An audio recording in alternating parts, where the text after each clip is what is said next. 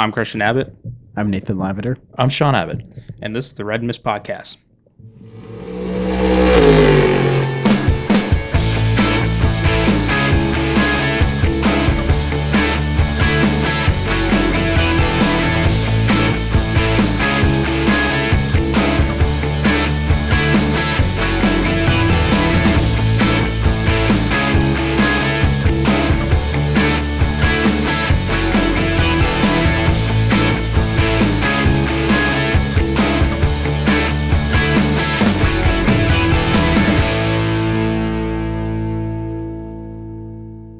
Hello, welcome to the Red Mist Podcast, Season 3, Episode 22. The 1983 Buick Regal, number 22, with Bobby Allison, sponsored by Miller High Life.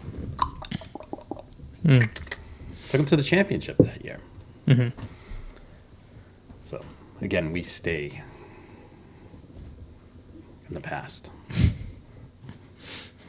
I don't want to acknowledge number 22 now. Anyways, on tonight's episode, we'll discuss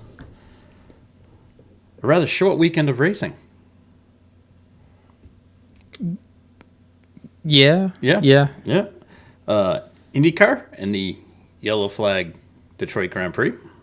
IMSA, slightly less yellow flag Grand Prix. I was going to say, is there any difference on that one? Yep. And then we have the 9 hours of the Nürburgring. Yeah. 15 hours of no racing because of fog. Makes sense. Safety. I would agree on that. Yeah, I mean, it's unfortunate, but but they've made a hard stance on driving it, at night in the fog at the Nürburgring, no fun. Yeah. Anyways, we'll have some news and notes, some driver moves, and then we'll have our predictions for an upcoming weekend. We're into a hot and heavy race thing going on because we have IndyCar Road America this weekend. We got F1 at Montreal, to be more specific. Following weekend, do we have IndyCar? Is Le Mans test weekend this weekend? Wow. And then next weekend, a week away, 2 weeks away, is Le Mans. Yeah, not this weekend, next weekend. No. And then we have another Grand Prix, and then the end of the month, we have the 24 hours of Spa. Don't forget the 6 hours of the Glen. And the 6 hours of Watkins Glen. It's going to get hot and heavy here, people. Well, so and IndyCar, doesn't IndyCar go to Mid-Ohio? Oh, NASCAR's on the road course this weekend. Oh, yeah. No, IndyCar goes to Laguna. We can talk NASCAR real quick, too. They were at Gateway. Yeah, the big boys were at Gateway. The big boys were at Gateway. We'll get into that real quick. We did have a surprise winner, which was cool. Yeah. So, anyways. All right. But first, starting with, every week it seems to be some sad news. Mm-hmm. Just as we started this podcast, news broke that Rufus Parnelli Jones, age 90, passed away. Yeah. One word to describe Rufus, or as he was known, Parnelli, badass. Won the Indy 500 once as a driver, won the Indy 500 twice, back-to-back as a car owner with Al Unser. And the classic Johnny Lightning specials. Mm-hmm. I had those little models when I was a kid. Also won the Baja 1000 in a Cheetah Bronco. It looked like a Bronco, but it wasn't a Bronco. Mm-hmm. That was back in the day. And then I was fortunate to see him in the Trans Am series, both at Lime Rock and Briar, in the Budmore Mustangs. Oof. Yeah. Yeah, that was men were men.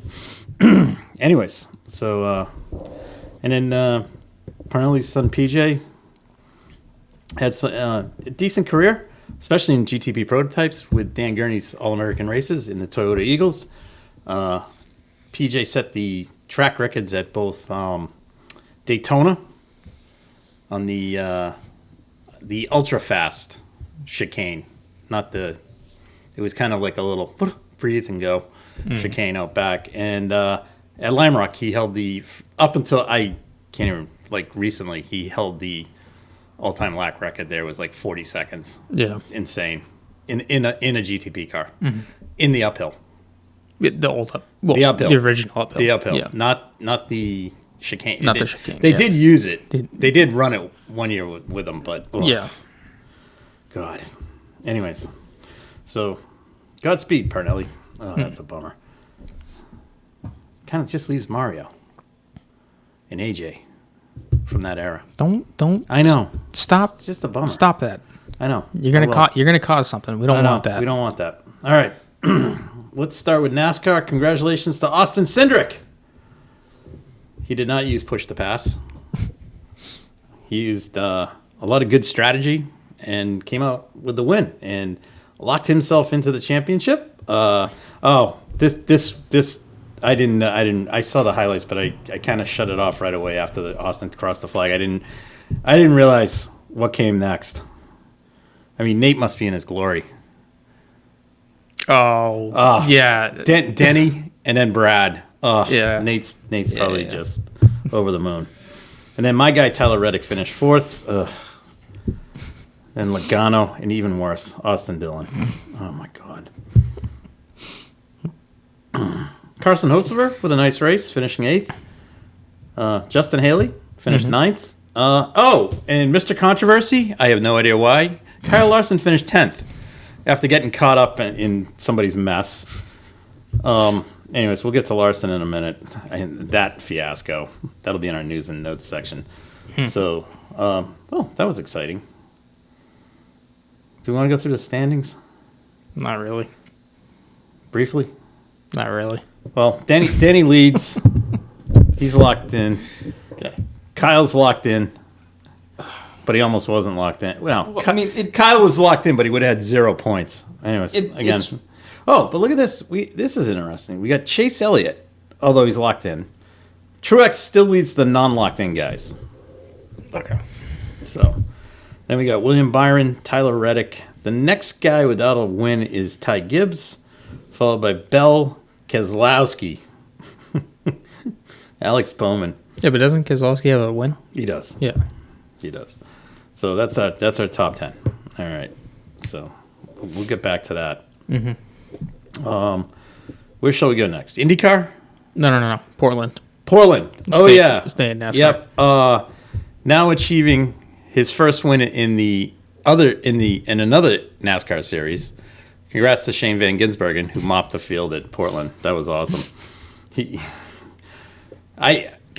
I saw some highlights of it, but Christian saw more of the race than I did. So No, I just watched the highlights. But apparently Shane just put on a driving clinic. All right. He did not. He had to work for it. It was not given to him because whoever was commentating the race, they made a point when I was watching the highlights of it. He said it was the way, because of the stage cautions, he's fallen out of place a couple of times. Gotcha. So he got burned on the first restart or two. But watching him work his way back through and then get himself into the position that he was at the end of the race, it was nice to watch. But I mean, you can say it was strategy, but it really wasn't to some extent, because it's still stages. You just get a big restart and you go. Because then there were cautions at the end of the race that he still had to navigate. He wasn't in the lead until the final 10 laps or something like that, and he had to defend it once. But he put on some moves. He put on good moves. He was able to rough a couple. Well, I shouldn't say rough. Rubbing. NASCAR. He used the bumper efficiently and not taking out anyone. He didn't take him out. It was good, hard, clean racing. As clean as you want to used be. the chrome horn. Yeah, but in a great way though. It wasn't anything absurd, and it shouldn't be anything that these guys wouldn't expect. or cry about, because he didn't dump anyone. He just moved them. Yeah. Okay.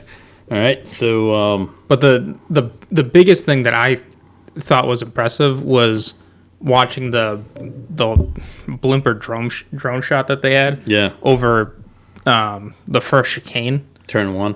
Yeah, 1 and 2 there. Yeah. Because every time, if you watched him, not just on the restarts, but on every other lap following, he took such a tight line over that second turn there, that left-hander, and just once the car was straight, just right on the gas, and no one else could went. do it.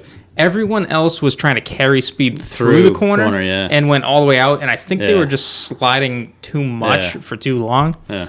But it was interesting to just watch that, because that was really the only, I think, big difference. Because, oh man, who was it at the end? I think it was Allgaier at the end. Was chasing him down. So I mean, like, again, like, SVG wasn't the fastest one at the end of the race either. He did enough to.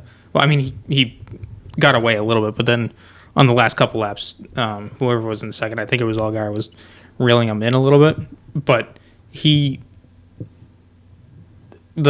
other cool shot that they had was of, they came around the back straight into that left right complex right before they take another right to go onto the front straight. And the camera, how they had that, you could just see them dipping the wheels and the car rolling from left to right, which was, I thought it was cool. But again, everyone's got their own thing of what they like to watch. So, but yeah, other than that,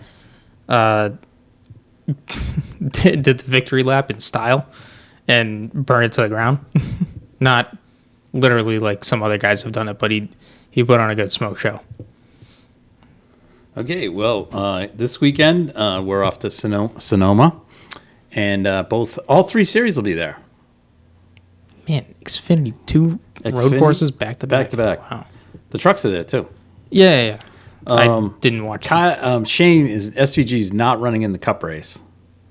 Just the Xfinity. Just the Xfinity. Yeah. However, I'm going to go to the truck race because I'm going to just double check that. For Gateway? No. For Sonoma? Oh, they're at, no, they were at, that was race result. I wanted, maybe they're not at, hold on. No, they're not at, I'm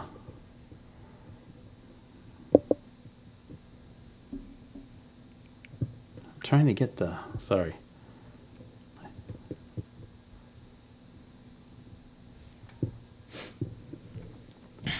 I just had this. Oh, yeah. Sonoma entry list. Yeah. Oh, here we go. Oh, no, the trucks aren't there. So SVG's running in Xfinity. So. Yeah. Anyways, the only outlier in Cup is Boris will be back. Oh no, wait a minute. I think Boris is driving the next. You know what? He's the NASCAR. I love it. I love NASCAR. Nate, I love it.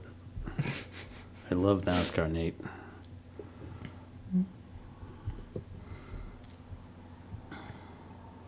I have a bad feeling. I think Boris is running.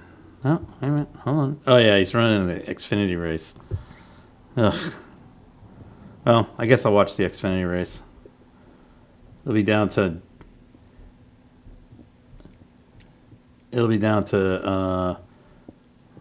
Boris, Allmendinger, and SVG. How's that? Oh, Klickerman's in it too, so that's a possibility. He's a decent road racer. What? This is for later. Okay. Sorry, I just found something. Okay. All right. IndyCar. I mean, first 2 days, Colton Herta dominated. Yeah. Who was on it? Yep. Kirk was on it. Andretti was doing good. Yep. So that was it. Got to race day. Okay, the only devil advocates point to the demo derby. The demo derby on the streets of Detroit is that there was action. There were good Sure. There were some good passes. There was but it was just the race was so interrupted. Yeah, I just that's the one thing holding me back from saying it's a good race because it's not. Like when you have for the IndyCar race specifically, there was 47 of 100 laps run under caution. Yeah, that 39% of the race. 47%. Oh, of the 47. Race. Sorry.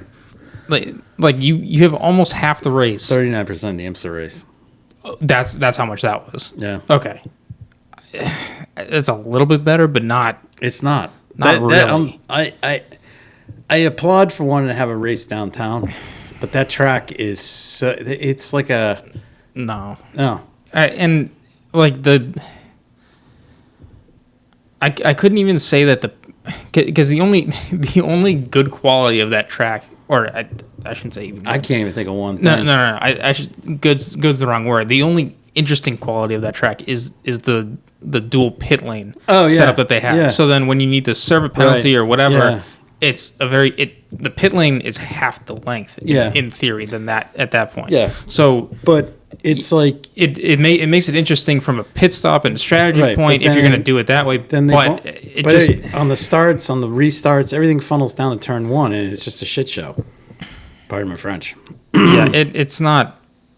It's too bumpy, and then when you have got not that these guys don't know when everything checks up, but one lockup there is really detrimental, and you can usually catch it. Yeah, it's just it's and there's guys I don't know. It's just I don't find it racing. No, and then because the other thing too is after turn 1 and then the run to 2, you can't really pass, and then when you do try and do it on the where pit exit is, if you try and make a pass on that turn, you end up with a track blockage half the time. So I don't know. It doesn't work. And coming off the high of Indianapolis and they go to that, it's just ugh. Belle Isle was better because they've also run there forever, which is fine. But they were passing places. Yeah. Plus they had the whole thing of jumping in the fountain.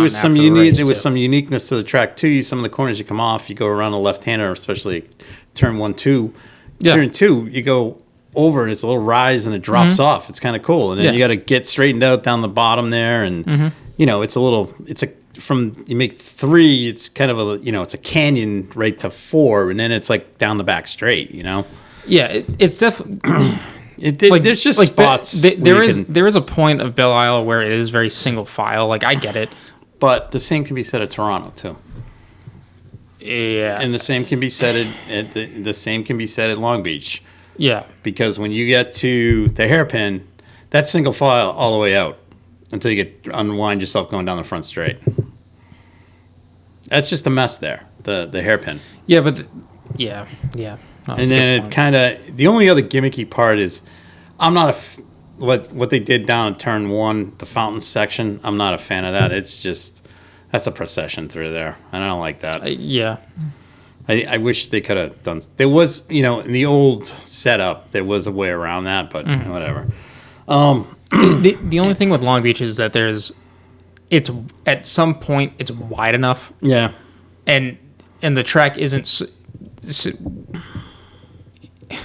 It's not so bumpy where there is only one line essentially around the track. So.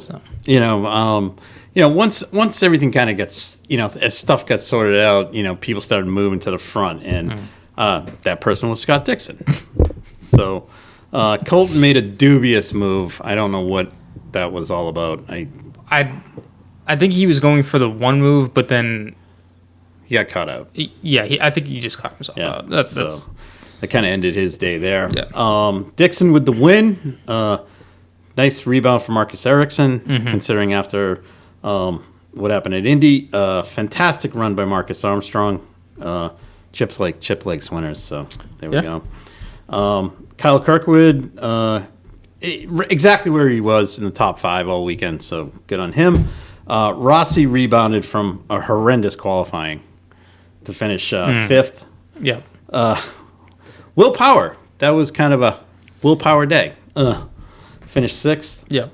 Pato 7th. Rosenquist 8th. Ferrucci 9th. And then driver of the weekend, Teo Porcher. Yeah.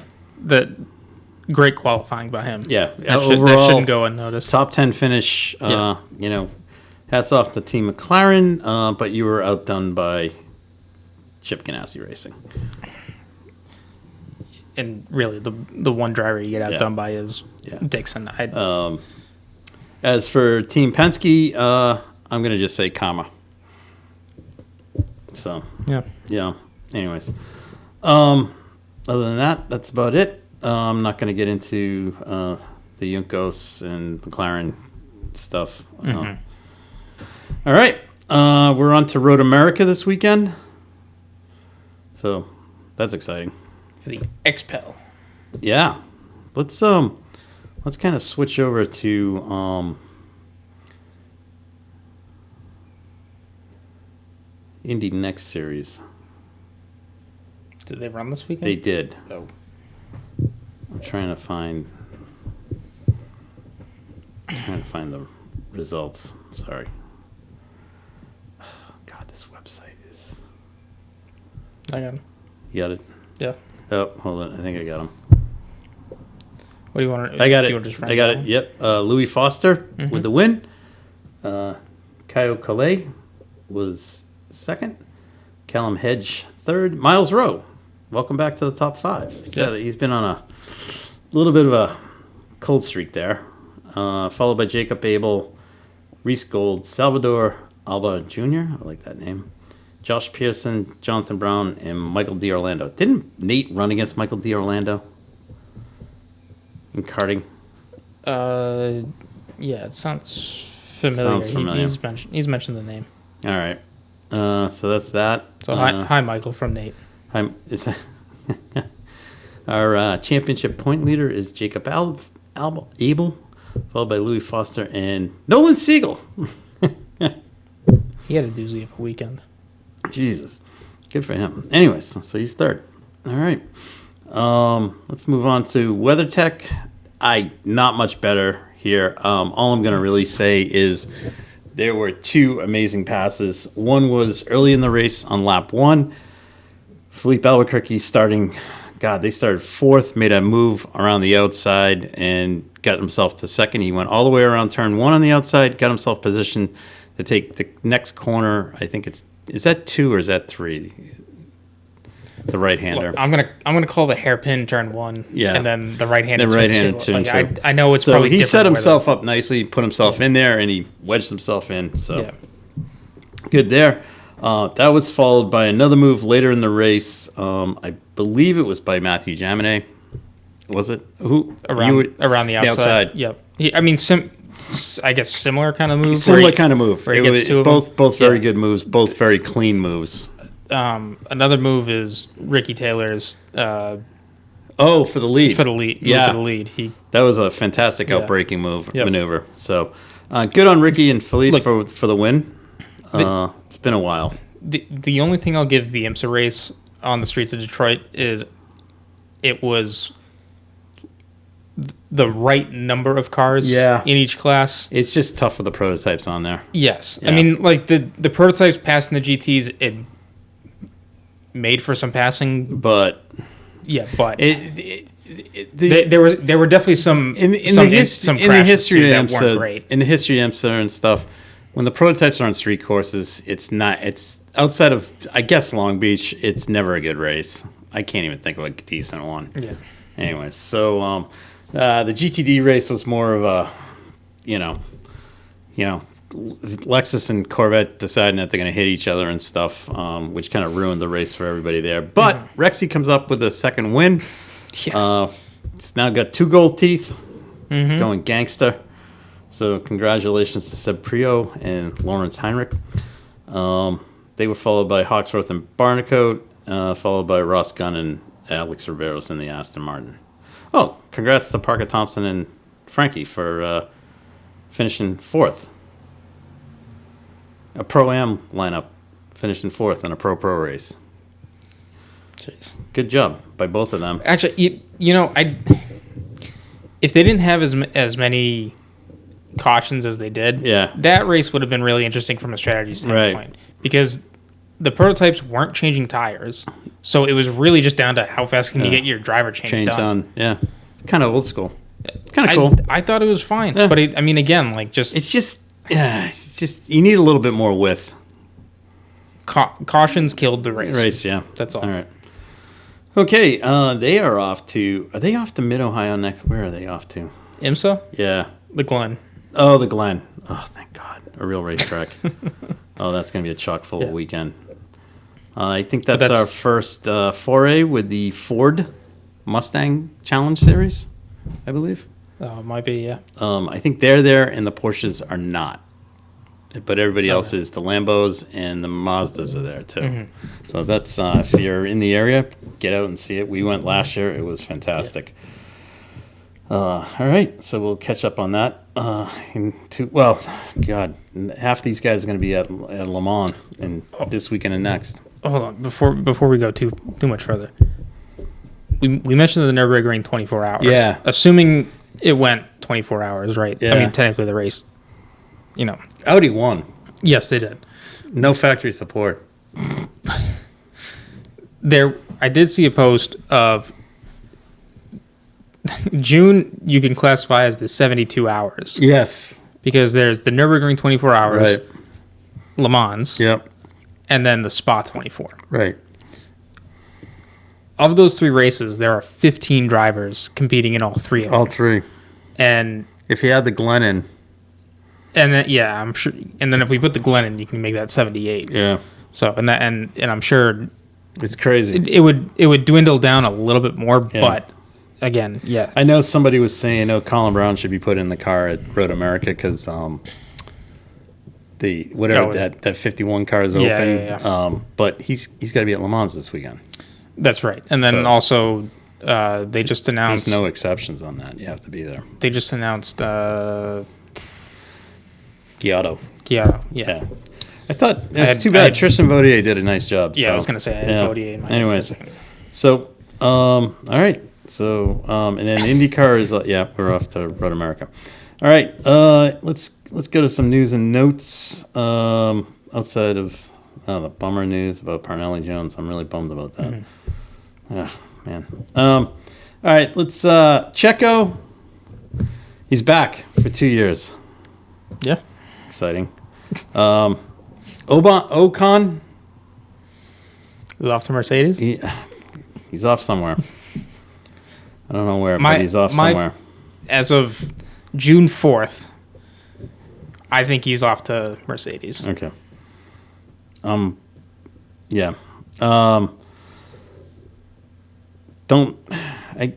have to think Max is going back to Red Bull. I can't see him going anywhere else. I don't know why there was this talk. Yeah. About it. I mean, his contract's up in 25, right? Or 26? 28. Oh, 28. All right. I would. And the clause. I would just go through this year. I would just go this year and next year. See where you're at. The new engine comes out. If you don't like it, then move.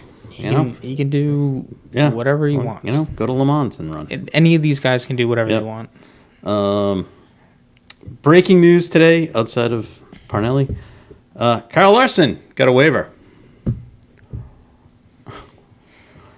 The amount of vitriol against him, from some of the drivers and then some of the media is all this did was create more interest for both series. Yeah. Okay? And it just kind of puts him in a light that he could be a talented IndyCar driver and he could be a talented and he is a talented NASCAR driver. He's a talented race car driver, period. Yes. Yeah. Okay? And then in between this all week, he went out and won a high limits race. That's the best. It's NASCAR, they should have been, like you rightly pointed, there should have been no debate on this. It should have just been shut down the first day. It should have been, no, he gets a waiver and that's it. See you later. Well, when I sent the message to our group, I thought it would have been. I think this should have been taken care of over the winter. Agree. It should have been taken care of before they even got to Indy. Yes. So, because I thought it was. Apparently it wasn't. And apparently some of the media is just, ugh. I mean, look, like I don't watch NASCAR all the time, and I don't know all the rules of it. But if your tagline is "win and in" to the playoffs, right? Because that was my question last year with SVG. Like, he won Chicago, so is he into the playoffs? What I don't like about it, okay, so you win, you're in, okay, and then let's just say it comes down to repeat winners and stuff, and then the first guy in points gets in. All right, this thing of tagging points into it is just even more dumber. Let's just have everyone start clean. Where? In the playoffs, because that was the whole. You're okay. Now you're going down a rabbit hole that you're. I know, but I'm no. But now you're trying to fix the system that you don't even want here in the first place. Right, I don't want it. It should never be there. It's the same thing when we talk about like the sprint format in F1. Right. Like we're all like, oh, this would make it better, but really we don't want any of it. If there was no playoffs, right? The only thing that would happen is Larson would have won one race less. Okay. And he's sitting second in the points. As is right now, he's sitting second in the point. He technically missed that second race. He never got in the car. Right. It's just... Once they went down giving the waivers for guys getting hurt and stuff, if you can't give a waiver for someone that's trying to benefit the sport, that's just weak if you couldn't do that. So, and if you're in the media and you think it was wrong, you get your head out of your rear end, because that weekend he put so much. There was so much hype around that whole weekend because of him. Yeah. I was legitimately going to watch the NASCAR, not watch the whole thing, but had more of an interest than just say like there whatever. Was no weather issues, no nothing. Yeah. There was a high probability I would have probably sat through the NASCAR race, because he's always in contention. He's in contention, and it would have been interesting to see how it would have played out. So, anyways, I thought the Hendrick team handled it with class as usual, with a nice statement. Kyle handled it with class too on his Twitter, said it was awesome. And the rest of them, you guys can eat it. Anyways, let's move on to IndyCar. Luca Giotto, as we mentioned, will be running in the coin car. Let's see what Luca could do on He did all right. I mean, decent. So, more seat time will help. Yeah, more seat time will help. Bloomquist is out. We talked about that last week. Did we? Yeah. Okay. But Helio didn't do anything better. So, I mean, I was confused by that move. I'm still confused by that move. And if you're telling me that it's because, I know what it is. They want to get the car in the lead-up thing, but they had to make, like, this weekend he needed to finish in the top 10 to make it worth it. And it's like, why don't you just put him in at Road America? He's raced there 1,000 times in the IMSA cars, so... I know. Like, just... That's the thing. Out of all the tracks to... We talked about this. I didn't think it was... I wasn't really a fan of putting him in the car because I didn't really think he's in it. I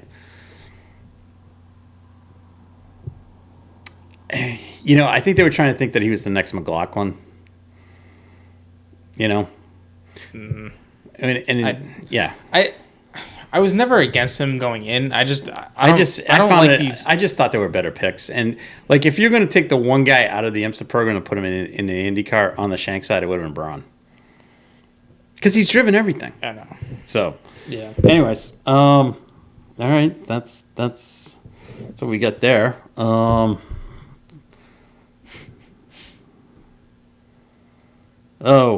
Here's one. Hyundai. They're making noise about going to Formula One. Okay. All right. Well, they're gonna have to buy out a team. All right. Jesus. or unless they're coming just as an engine supplier. No, I think they were talking a team, but I just can't see that. Whatever. Just kind of. I think that's really it. All right. All right. So shall we go into our? You want to do what? I got notes about Le Mans. Okay. So they're introducing a power gain component of BOP.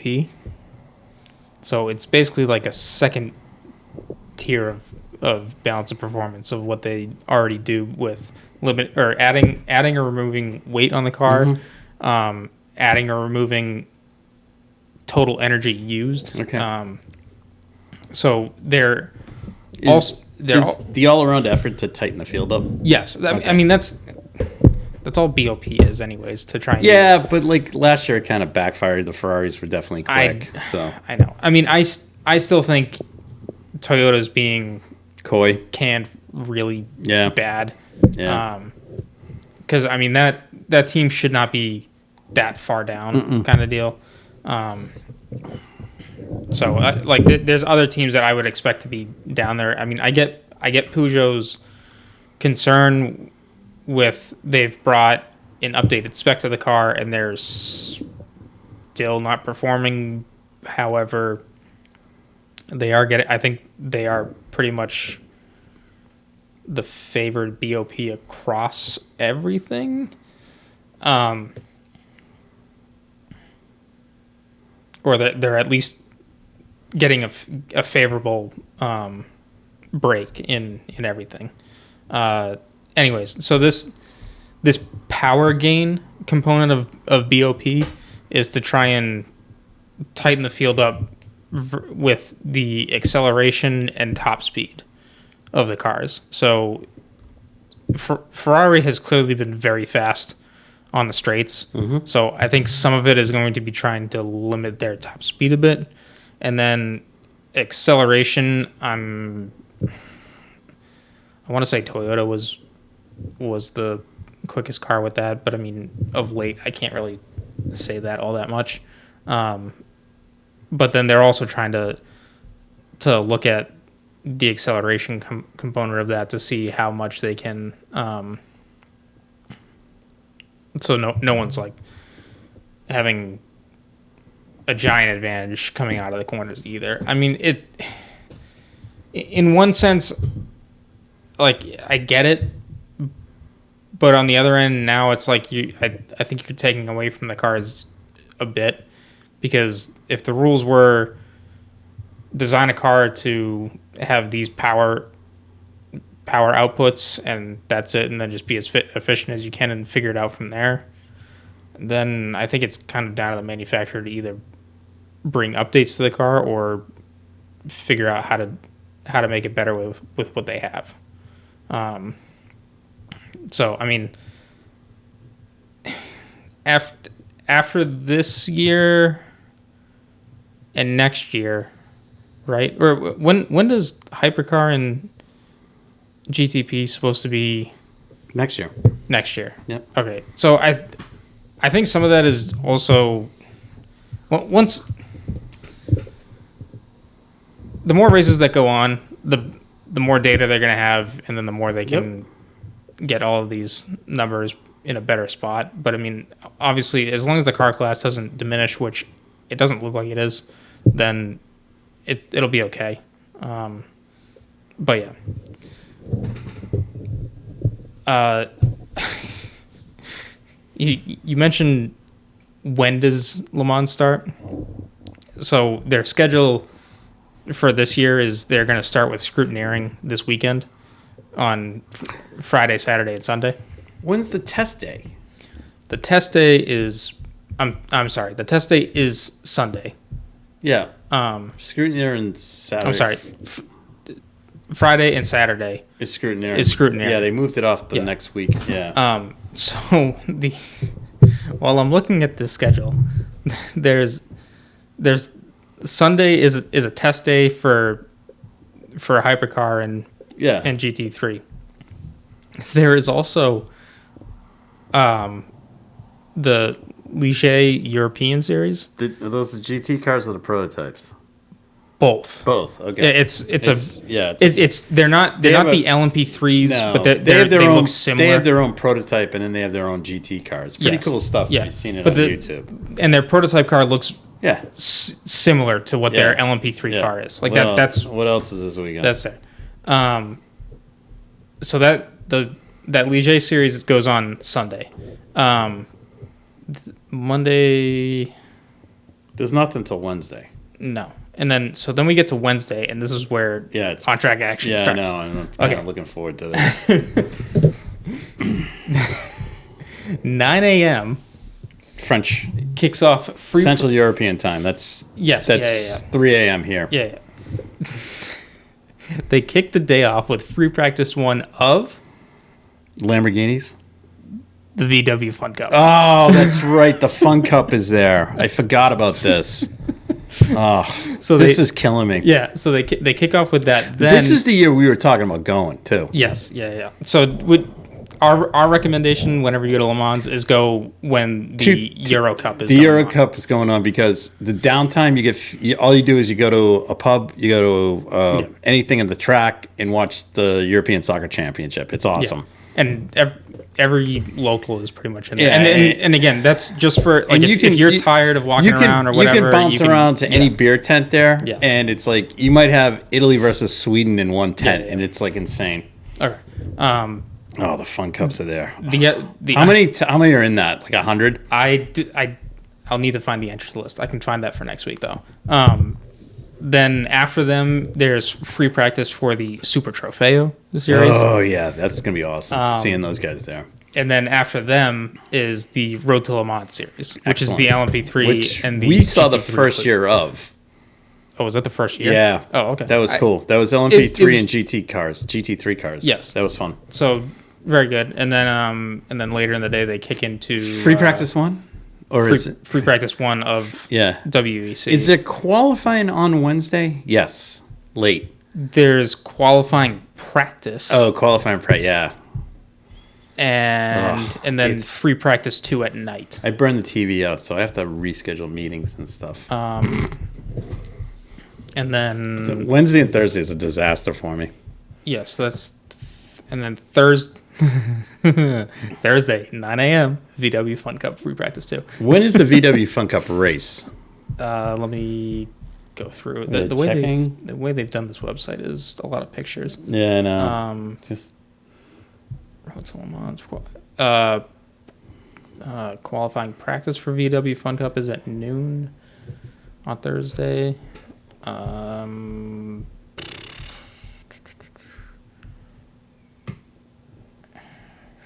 It's got to be like Saturday morning. Thursday at 8. Wow, 8 p.m. is Hyperpole. Yep. Jeez. Okay. So maybe qualifying practice is qualifying.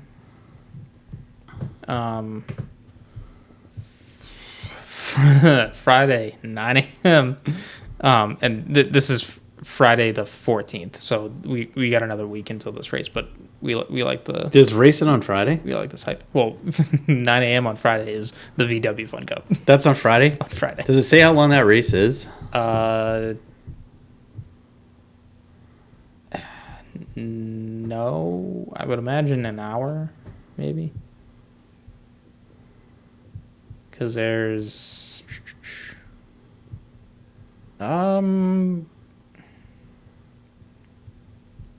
I think that's the only thing they have that day. Oh, I'm sorry. Track opens to the public at 3. So the race can't be longer than 6 hours. And then when they kick off, there will be... Oh, no, I do know how long it is. Ooh, shit. Went too far. That VW Fun Cup looks like it's going to be 4 hours long. Oh.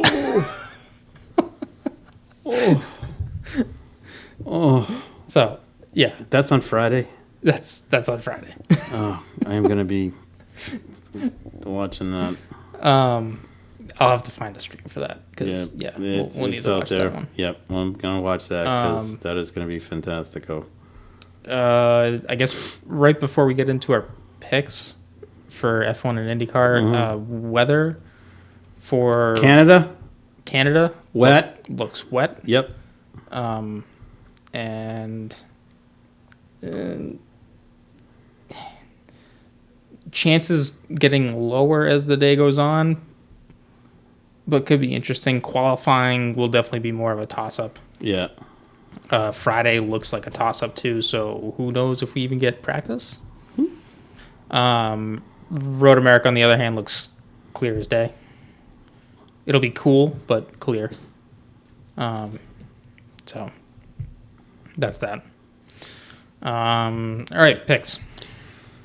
All right. How did our what are we doing first? You got them in. We can do IndyCar. All right. Hey, Road America. I'm gonna go Palou. Palou. Yep. All right, and your dark horse? My dark horse is gonna be Dixon is off limits. I'm not gonna touch him.